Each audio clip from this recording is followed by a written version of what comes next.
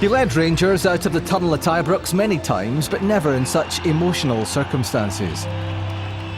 Gone is the sure-footedness of his playing days. Now each step taken is a hesitant one. This is the story of Fernando Ricksen, one of football's hard men. But since being diagnosed with MND or ALS, he faces a new fight, one for which there are no rules.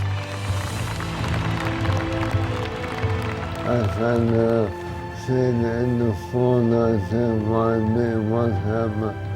But for me it happened, and I'm still happy and living.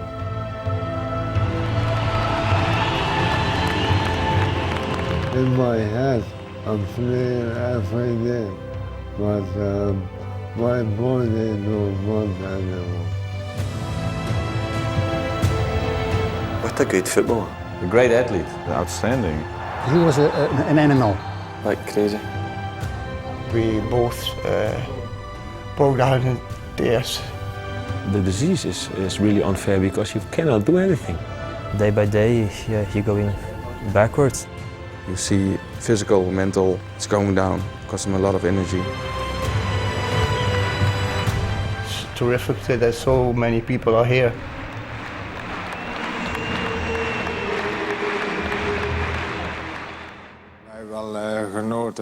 It was back in 2013 that Ricksen appeared on a live talk show in his native Netherlands. In an emotion-charged interview, he revealed the diagnosis he'd just received from specialists. At the age of just 37, he was dying. He called me afterwards and he said, "Did you see it?" Because I don't want to see it. And we both broke down in tears. The first thing was on the television, everybody thought he's drunk. But he wasn't drunk, he was ill. Suddenly, he's just looking like a weak man, and he was so strong. You have always that image in front of you, so it was really shocking. It's worrying for someone who can be so fit, healthy, athletic, powerful, to be struck down that quickly is frightening. That was quite a shock, and I must say I was watching and I got tears in my eyes. I was emotional. It's heartbreaking. Every day, Fernando's condition gets worse. Every day, life's simple functions become more difficult, as the disease which will eventually end his life strengthens its grip. Motor neuron disease is a degenerative condition affecting the nervous system, particularly the nerve cells that supply our muscles. And those nerve cells allow us to move and do what we want to do. Commonly presents with painless weakness, and it's a type of creeping paralysis that often begins in one limb and spreads, and eventually will give rise to an inability to walk or talk or breathe. The disease is really unfair because you cannot do anything. There is no medicine, and everybody can get the illness. It's really strange. Day by day, you're going backwards, and to express yourself the way he expressed himself, it starts to get more difficult every day because to speak, to walk.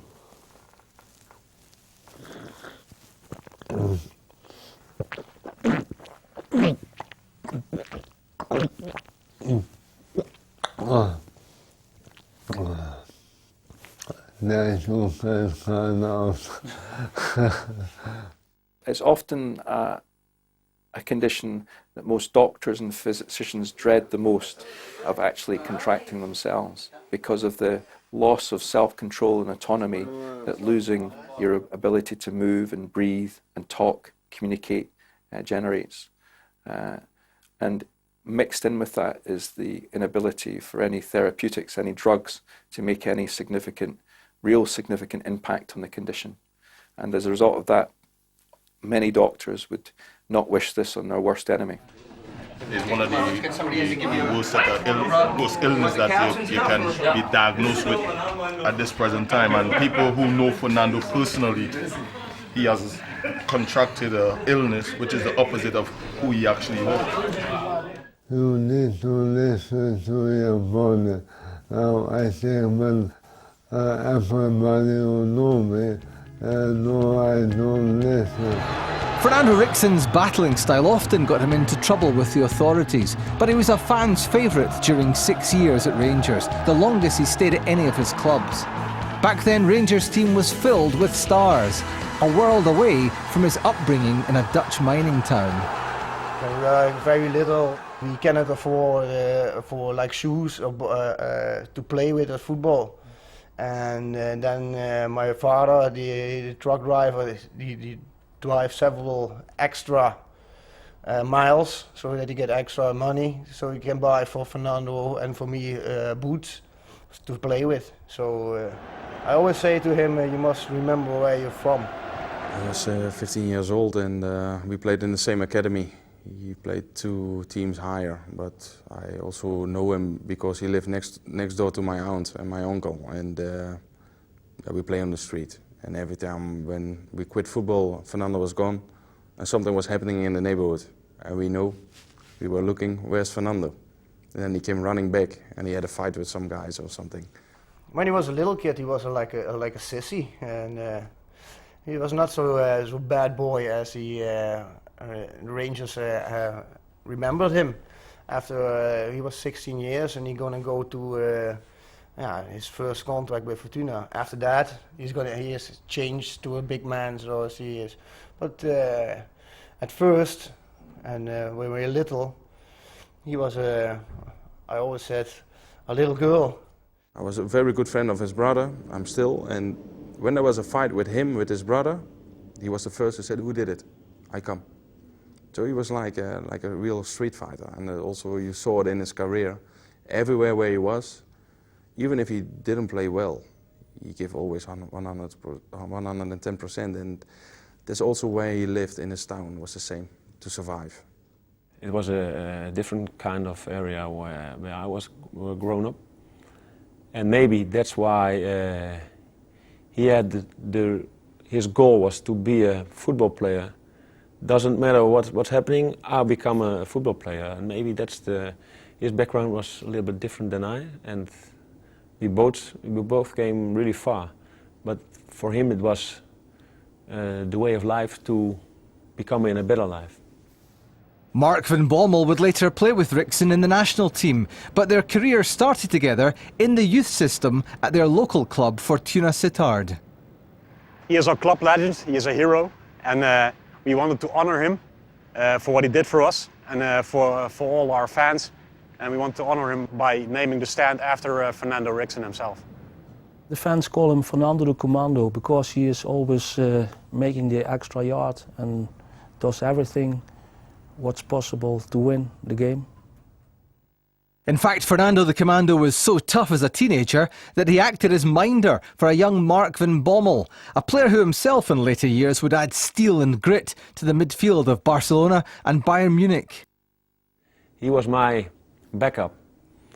So if the opponent was attacking me, he only said like this, and then after 5 minutes, the player, Fernando said to me, okay Mark, let him go. Then I let him go, and the player he didn't attack me anymore. If he said to Mark, go on another position, I will play on your position now for 5 minutes, and it's arranged. You can play your game normally. And what did he do to the troublesome opponent? I think he would kick him. I had some couple of nights with him in a disco after we were champion with the youth team, and we had a lot of fun. And he had, of course, a different style of life, but he was a really nice guy, a very good player with a very good heart on the right place. At 21, Ricksen won a move to Alkmaar near Amsterdam. Teammates at AZ didn't always appreciate his aggressive streak.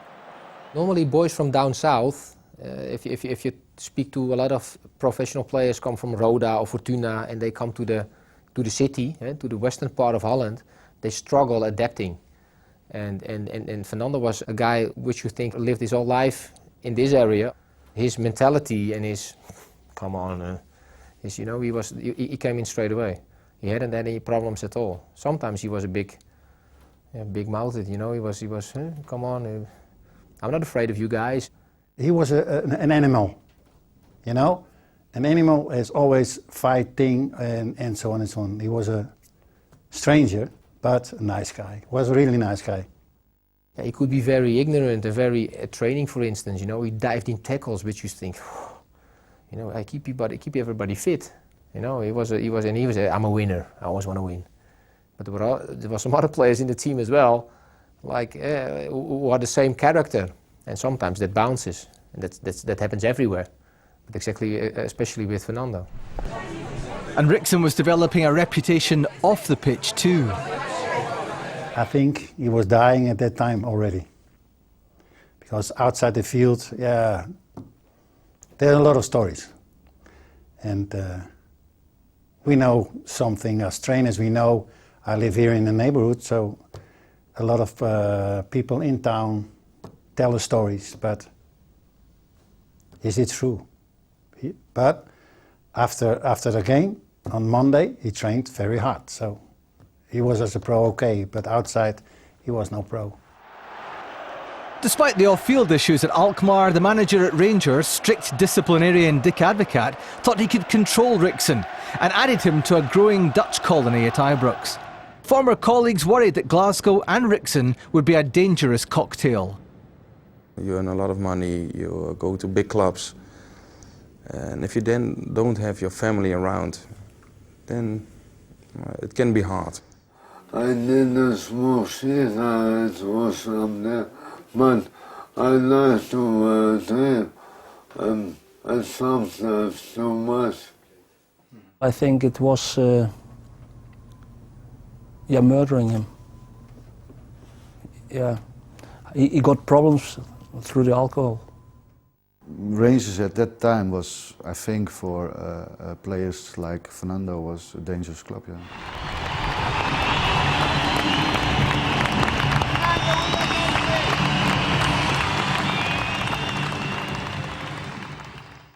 This is Rangers' new right back, Fernando Ricksen, a £3.5 million signing from Dutch side AZ Alkmaar. He was combustible, he was whiz off on a tangent, but he was a good footballer. Fernando Ricksen was one of the guys, you know, along with Alec Ray and Barry Ferguson and the experienced ones in the dressing room at that time, who set an example of how to train properly, how to do things properly in a game. He's generally a real nice guy that would have done anything for you. So, but at times he was, as I say, a bit crazy and a pest. He was a pest. He was hyper. He was a guy who was always doing, busy. He was running around and a great athlete, I must say. It's time to pump up the volume in the east end of Glasgow as 60,000 football fanatics welcome the players of Celtic and Rangers. The Fernando Ricksen story is one of extremes. The highs he enjoyed at Rangers followed a low, his abbreviated Old Firm debut. Night before the Old Firm game, Fernando's game, he came to the room that night we were staying and Barry and I were rooming together. He just wanted to come in and say what's up, and he said just want to know what the game's like. It was like, heard loads of stories, and we were just saying like Celtic Park, it's going to be bedlam, it's an amazing stadium and it's full. You're going to your fiercest rivals ground, 60,000, 55,000 of them hating you. Just all those sort of stories. You've never experienced anything like this in your life. Looking back, it was probably the wrong idea, because you get fired up the wrong way, and I've probably done the wrong thing. I just kicked off, and I looked around me, and I just seen this is just me and Fernando. There's a lot of space around me. I was like, I'm gonna exploit this, because I know what type of player he is. He likes to come out short, he can close, put pressure on people. But yeah, I know that I'm kind of used to that. So when he comes short, I just go over the top. And so I mix things up to kind of make him think, well, what's he going to do next? Fernando Ricksen is being hauled off. I was kind of shocked. I said him, and I looked at the clock. It's 21 minutes. Yeah, that means if you have a shocker, the manager doesn't like your performance, and as a player it hurts. You know, especially if it's your first one too. To be taken off so early in the match, it's horrible.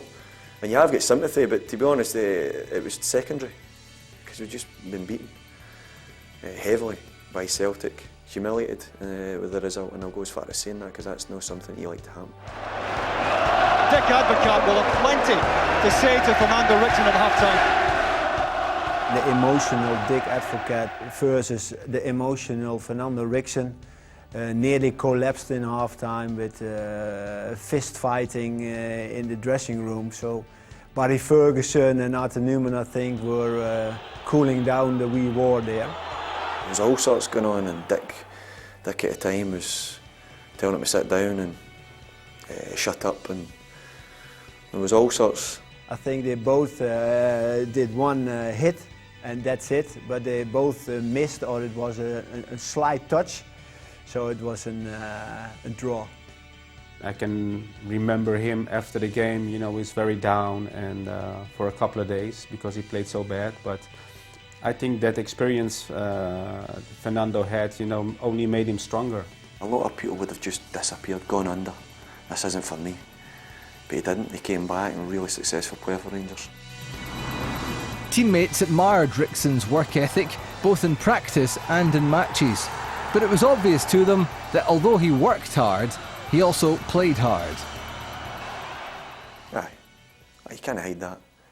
Listen, he wouldn't come in and hide anything. He quite happily tell you. And I keep on going back to it. He always wanted to be in the room, he always wanted to be making jokes and cracking jokes, doing pranks, all sorts of stuff. He wasn't slow in telling you what he'd been doing the night before and laughing about it, and a lot of things you think, that can't be real. Naked women jumping on the trampoline in middle in the night, putting fireworks on at 3 o'clock at night, and starting, because of that, starting a fire at the neighbor's garden. I can only say he owes me a lot of money. Because of him, the value of my house in Newton went down when he lived there. Honestly, he did fireworks in the night, parties, hitting the lamppost. Fernando did like a jacuzzi, I must admit. Naked a lot of times, which I didn't like. But Fernando was Fernando, and occasionally you'd be in there and think, this has got a few bubbles in here.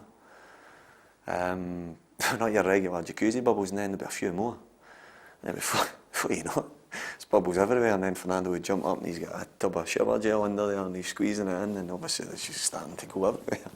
And he just burst out there laughing. It was a pain because nobody could then get in the jacuzzi. You were stepping over bubbles. You were going to the shower and you were coming back out, you were covered in soap again from walking through the bubbles to get back to your locker to get changed, but you wouldn't change it. You'd be standing in the showers, you'd be washing your hair, whatever, cleaning up, think you're done, you'd turn around to rinse yourself, and you'd be rinsing yourself and the bubbles would be keeping coming, and you would turn around and Fernando's still standing beside you, just doing this to you back, so you think you're rinsing off, it's still coming. So I liked a bit of shower gel, Fernando. He was rooming with Peter. And we went out, we had a good time. I wasn't really with Fernando that night, but we all went out, had a few drinks. I come back to the hotel and I see Peter running out the room going, help, help, help. I was like, what's the matter with you? Because Fernando's throwing chairs at the window. I went, all right, come in here. So Peter hid in my room, I had to go in and calm Fernando down. Tearing out from a pub. We were over there, bit of team bonding, and Fernando tore past and dived into a sandpit head first. Drags himself out and that big middle pattern with the streaks in it for the 80s. Shakes his head with the sand and then takes off again and goes into a fountain. It's just absolute crazy. When you had the days when, you know, he was hyper and he was in your face and you were more or less saying, can you beat it? Just leave me alone, I cannot be bothered. But at the same time you go away and you would say, you know what, it's brilliant that somebody who has played with all the players he's played with, represented his country the amount of times he has, and played in so many big games, you know, is still want to carry on. I think he just loved the buzz of being a footballer, being part of Rangers, being like teammates with certain players. I think he just loved life and just wanted to be 110% at everything he done. But he often overstepped the mark. After an Old Firm clash, Celtic's Alan Thompson had a visit from his noisy neighbour in the middle of the night. He brought the dog. It was just him and the dog, no one else. And my wife had not long had a baby, so we had a young baby in the house. And I just remember going to the bedroom window and saying, "Hey, come on, what's happening? You slapped me today, you slapped me." I said, "Well, it was a bit of banter, and you know, don't take it home." We waited apparently after the game in the dressing room. Outside the dressing room, nothing happened. So his only chance to get at me was that night when we got home. So he brought the dog. If he hadn't brought the dog, we could have had a bit roll around in the garden. One of Ricksen's most outrageous and well-publicised escapades was on a Champions League trip to Athens, when he pushed Rangers chairman John McClelland into a swimming pool. That was an amazing day, especially because we're in the sun, getting our colour, and all the people from Radio City there, and they say to me, "Go on, you're afraid to do that." I jump up, no, I come and see Mr. McLennan, the chairman, in the water. And then I turn the house and they saw he can't swim and he like that. But I didn't know that, otherwise I would never do that. So I also got scared. I jump in and I lift him up. But when I jump in, the water was only 10 here, so it could never down. When the chairman came up out of the water, and I think he realised that he still had his 60 grand watch on and his wallet and that was in his pocket. Yeah, but it was funny. Now I can laugh, but we're more like, oh. But that's also Fernando. He does something, but without harm, I say. It's more like an innocent joke, but the effect sometimes is the opposite. But when on his game at Rangers, Ricksen was unstoppable. He played his way into a star-studded Netherlands side, by now managed by the man who'd taken him to Rangers, Dick Advocaat. He won 12 caps, but it should have been more. He did some stupid things with the training camps of the national team, and he played well, but after the game he did some stupid things with destroying hotel rooms, destroying interiors of hotel, destroying stuff on the street. So the bondscoach, the coach noticed that, he hears that, the players see that, the captain of the team sees it. They tell it to the coach. That's not a thing which can work, especially for the national team, because you're the pride of the country and you can't do things like this. He came to the hotel and he wants to open the door, but the door didn't open. So, and he was of course a bit drunk, and he said, "What the hell?" And so he was pulling, it didn't open, and then he thought, well, he kicked the door open, and he goes in, and Ruud van Nistelrooy was sleeping there, and then he looked like, oh, I'm one level too high, so I have to go one lower. I mean, those things, but that thing of course comes to the manager, and of course that was probably his last game for the national team. It will affect your time of playing, the way you live. And for him, you know, I think he had many more years in his career, and also I think the level he reached, you know, could have been even higher. He had a period at Rangers, that's why he was selected also for the national team, that he was outstanding, and if he could keep that, that form, he could be one of the best at that moment. For me, he could be at least 40, 50 times kept for the national team. Listen, you are what you are. Some people want to change you. You can't, that's the way Fernando was. Accept it. Deal with it. You should have won a lot more caps, but he liked to get in a wee bit of mischief every now and then, and it obviously didn't help his chance of earning more caps for Holland. Advocaat's replacement at Rangers, Alex McLeish, had another way of managing Fernando. He gave him the captain's armband. There was a tactic in terms of the captaincy as well. It was to give Fernando more responsibility, to lead by example, to not have as many nights out, and to do it at the right times. He got the captain, he got that leadership, he had that responsibility. It sort of calmed him down, and he picked and chose when he wanted to be the real Fernando, but he understood his responsibilities, and that was a good move by Rangers to give him the captaincy, and it sort of, he thrived off it.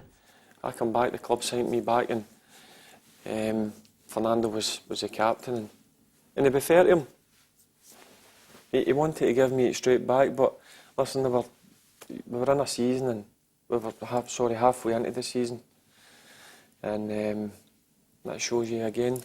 He knew what the club meant to myself, but listen, I've got to show him respect. He was a captain at the start of the season. I wasn't at the club.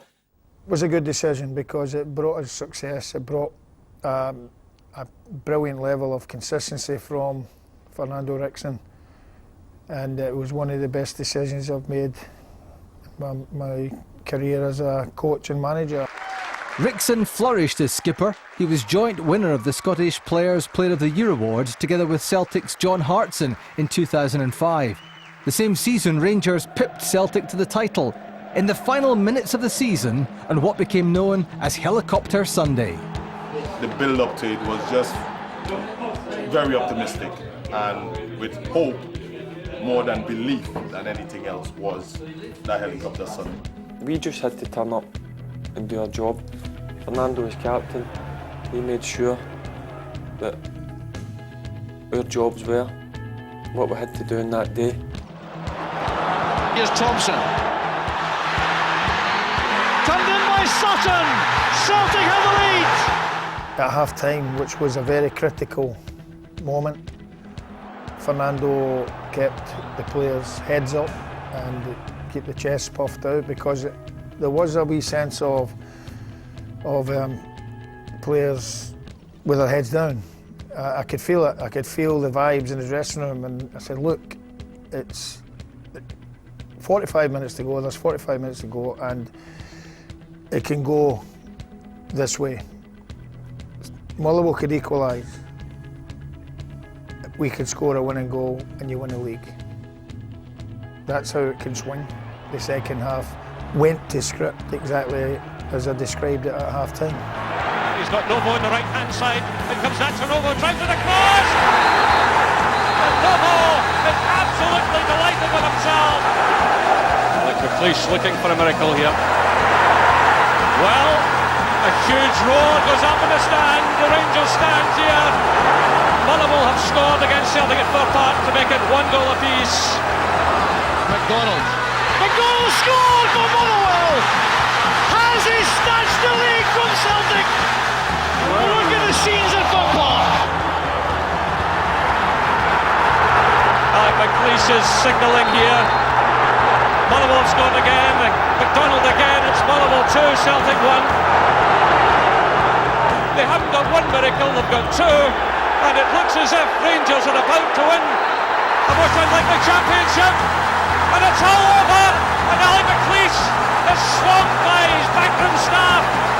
Fans are going mad here. Rangers are champions of Scotland for the 51st time in their history.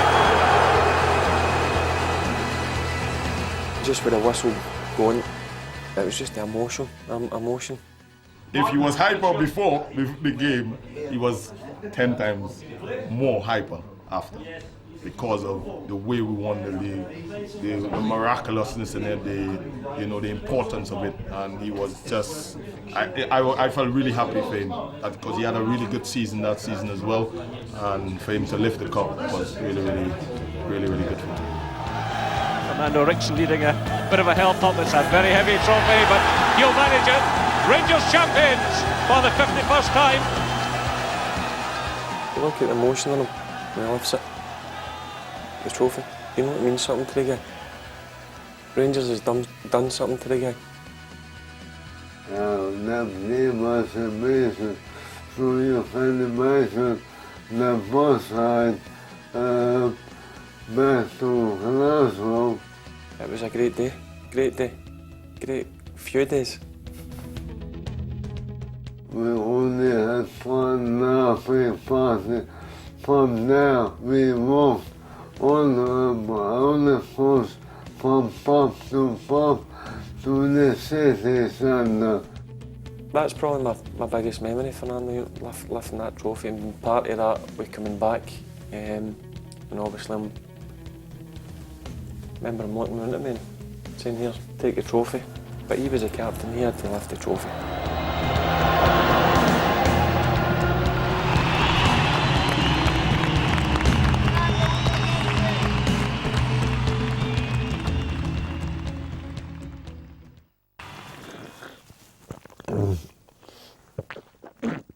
Fernando Ricksen endures a daily battle with the symptoms of motor neuron disease. He's still in his 30s. He's best known for his time playing for Rangers, where he won 7 trophies. His party lifestyle made him a colourful and controversial character. His battles with alcohol cost him his place in the Netherlands international team. It also had a detrimental effect on his club career. In July 2006, Ricksen faced the cameras at Heathrow Airport. He'd been sent home in disgrace after a drunken row with a passenger on a flight to South Africa. The new manager of Rangers, Paul Le Guen, decided that Ricksen's time was up. I think it got blown out of proportion, if I'm being quite honest. I think we flew from Glasgow to Amsterdam, or somewhere, I think it was Amsterdam. And then we were waiting in the airport for a number of hours, and then obviously flying to South Africa. The guys had asked, obviously myself, being captain, we'd like to have a few drinks, a few beers, just to chill out. And I'm not talking about going and sitting in the bar and getting absolute legless. I'm talking about having a few bottles of beer, a few glasses of wine, and that's what we were allowed. And Fernando obviously had a few extra. There was, 20 of us in the trip, or 21, whatever, and we were all paired up with a teammate. And if there's one person that you don't want to be sitting next to somebody from the public, it's Fernando Ricksen. I know, sometimes you need to laugh because it was crazy, but there was a woman, I think, he was sitting beside, wasn't happy. And obviously, she's travelling, paying a lot of money in business class. And Fernando was obviously upsetting her. We've been typical Fernando. You know what I mean? Like, getting agitated because he's up and down, sitting, moving, getting something out, getting his bag out, putting his bag back in, jumping across the women, sitting down, spilling a drink, all these things. I just went to the toilet, and when I came back, the plane was on fire, and Le Guen came to me, go and speak with your friend, because you need to calm down. And I went to Fernando and tried to calm down, but he turned on me, and it was quite a fight. From the moment Mr. Pollockman came, me and him were we are different types. And that's why it didn't so from the beginning, you feel that as a player, that I'm running around naked and the plane doesn't have it. If it had been managed properly, there was obviously still alcohol in his system. Could you have just took him back and maybe let him sober up? Could you have took him back to our hotel, let him sober up and sit down and speak, and maybe if you could have found out what was going on in his life and what was the problems in his life, and then have dealt with it, rather than just dismissing somebody and saying, well, you're guilty, go. Yeah, maybe another coach would not send him back and try to speak with him, but maybe Paul Le Guen just arrived, and maybe he will want to make an example for the rest of the group to strengthen his politics. That made me angry. It did. I just felt, obviously, I respect like Gwen's that he wasn't happy with him. I wasn't happy with him. Us his teammates, who was his friends, weren't happy with him. But I still think there's a way of dealing with it. If I'd been there because I knew the players well, I would have done it differently. For me, at the moment, I didn't want to leave the club, but I knew I could not work with Mr. Ricksen. He is a really good coach, but not for me. Ricksen was rescued from Glasgow by Zenit St Petersburg, reuniting him with Dick Advocaat. In a bizarre twist of fate, Ricksen won a UEFA Cup winners' medal when the Russians beat Rangers in the final in 2008. He'd later wind up his career with his first club, Fortuna, in Holland. In his mouth. Since 2013, he's been living with MND, or ALS, a wasting disease which gets progressively worse. Medics noticed the problem when he felt unable to play in Mark van Bommel's farewell match at Fortuna Sittard. He came in the locker room, in the dressing room, and he couldn't play. And there was something different about his jaws. And he couldn't speak well, and he was the muscles were moving a little bit different than normally. And the doctor recognized something, and he went from from doctor to doctor, and then the diagnosis was ALS. And they said, I couldn't believe it. I think they made a mistake, and maybe they took somebody else dose here. So in the beginning I was thinking, oh, they make mistake, it's not possible. But after 1 month of all tests, yeah, then you know what you have. So after that, you get a period of not accepting it, which was really difficult. But now I accept what I have, and I see every day life a challenge, and try to live with it. He can do nothing anymore. He has a friend. He helps him with the clothes, eating. He cannot do. It's very difficult from the kitchen to the living room with a plate. Try it. Football is a habit of looking after its own. Since his diagnosis, Rangers fans have been holding regular fundraising events for their stricken hero to help cover some of his medical expenses. How does it feel for you this evening? Amazing, yeah. Whilst visiting Glasgow, a trip to the tattoo parlour. His star sign is Leo. There is something of the lion about Ricksen. I love the feeling. It makes me feel alive. You understand?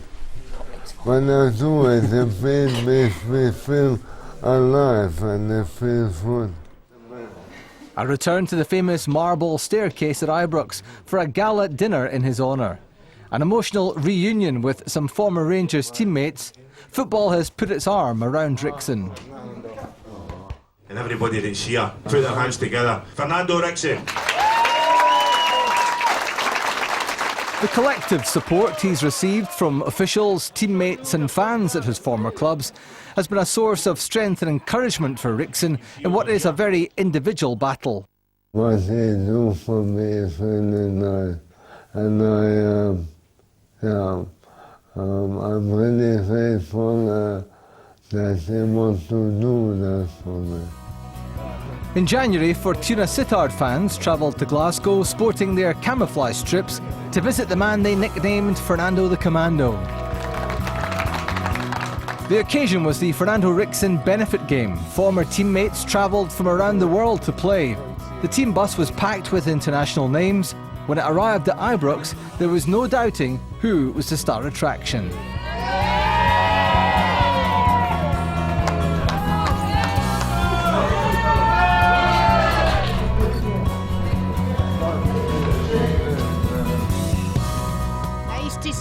Oh, It's cold today. I know. Very, but very not so cold. bad now. Oh, no. Oh, who should see you? It's my pleasure. Oh, happy you. No problem. A little angel for you.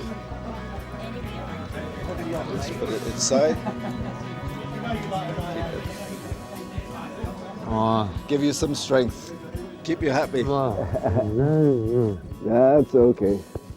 That's the first time I've seen him in a long time, today, and it choked us a wee bit. It's no nice when you don't see him for a length of time. You do get a bit of shock. I'm not scared at the minute. I'm man enough to say when I seen him today, before I done some stuff, I kind of had to turn my back and walk away. It's no nice. Why? Just a young age, you know what I mean? I know, listen, he's a kind of guy. I know what he's like because I've known him long enough. You know when you feel sorry for him, and that's what I didn't want to do. I heard him going down the corridor and someone says, oh, is that Fernando now? And I said, oh, is Fernando down there? I said, I'll get down and see him. And I heard him sort of speaking, and I was sort of taken a little bit aback by it. And when I saw him, I gave him a big hug. And one of the things that I did, I started speaking almost like in broken English to him. And it was maybe just down to not understanding the illness. Fernando's English is perfect. I know that. Outside, fantastic. Big game again. I know upstairs he's still as sharp as a tack. I can see it in his eyes. He's still piercing through his understanding. And I was annoyed and a little bit angry actually that I spoke to him like that, because I don't know what he's thinking. I don't know if Fernando's thinking, why is he talking to me slow here? Why is he speaking so slowly?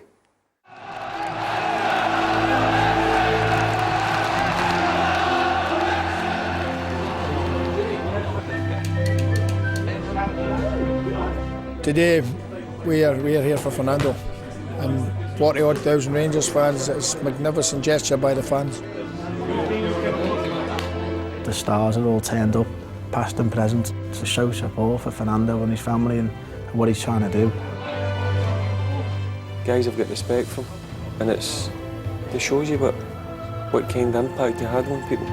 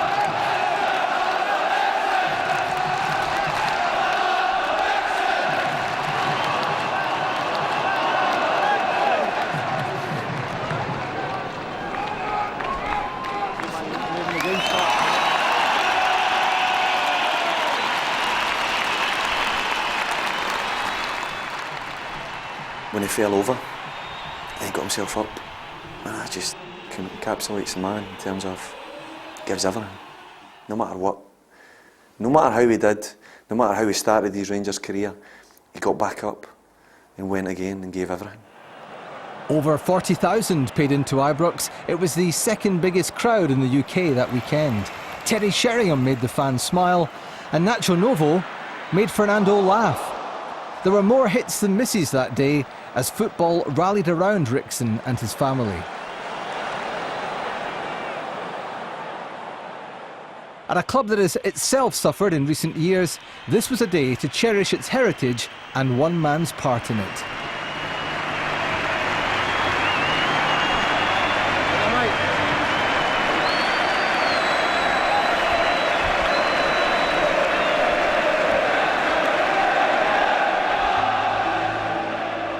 You look across and you see the former colleagues and you all see them looking a little bit like that, or some even wipe their tears. I mean, that tells you a bit about, it's just unfair. For Fernando, it's terrific that so many people are here from the club. So for me, it was very emotional. Yeah. You see physical, mental, it's going down, costs him a lot of energy, and then it's very emotional. To see him suffer like this is terrible, and you see it in his eyes. That's the most difficult thing for me as brother to see.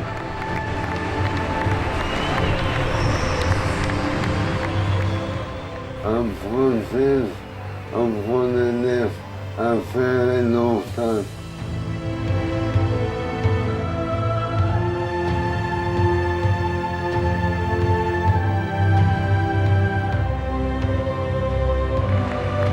It's a different breed, Fernando. There's no many guys going about with it.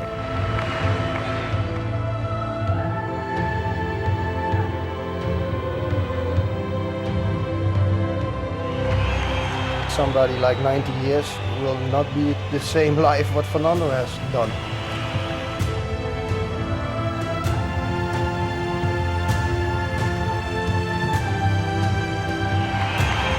From the first day till the last, I had so much fun.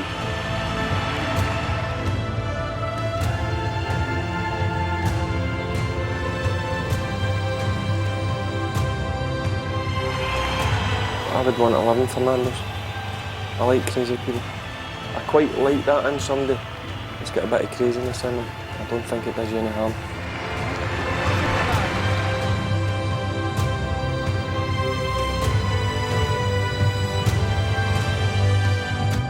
But at the moment, I'm more happy than when I play.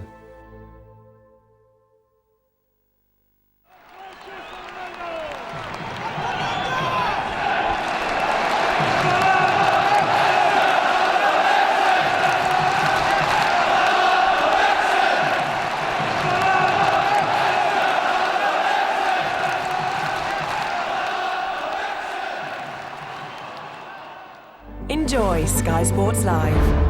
On all screens, on the go, and the best bits on demand.